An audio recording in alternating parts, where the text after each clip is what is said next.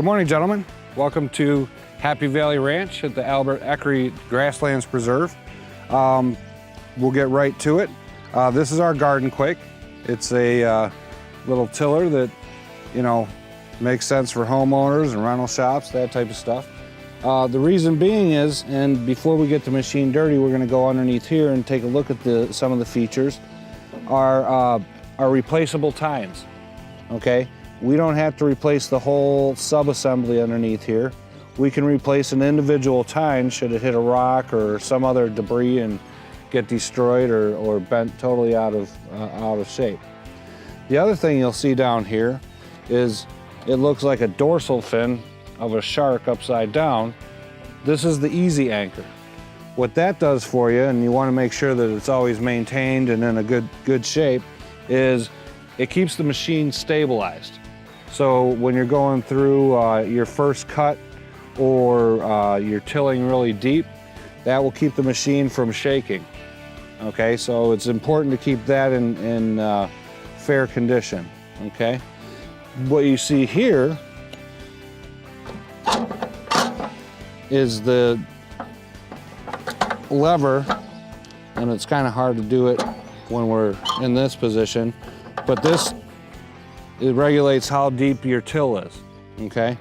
So if we come up here,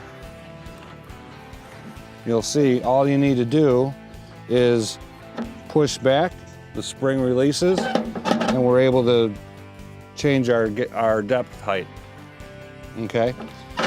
So what we want to point out too here is this resin fiber here, okay, it's cut in the shape of a rake.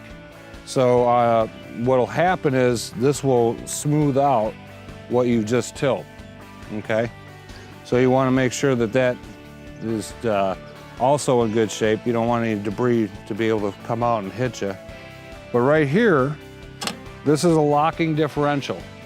What happens when you lock the differential is it makes it a lot easier to break new ground, okay? Because what happens is we lock the wheels together so the power is going to both wheels, okay? Now it does make it more difficult to make a turn, so you're able to turn it on and off just by this lever right here, which is pretty convenient for you, okay? Now what we have here is the transmission lever, okay? So if I put it, these are your different travels down here at the bottom. I have a reverse speed, okay? A slow travel speed, number 1, and number 2 travel speed, okay? Now the machine will not engage the tines only when we are up here in this position, okay? That's a safety feature. We don't want the tines running, you know, while we're trying to transport the machine anywhere.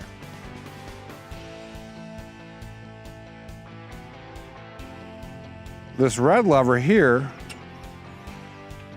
regulates both your speed and your quick shutoff, okay? Shutoff not in the engine shutting off, but the operations of the machine will cease, okay? So the machine will stop moving forward, okay? And the tines will shut off, you know, should you need to just release that. Over here, we have your throttle control for the engine speed, okay?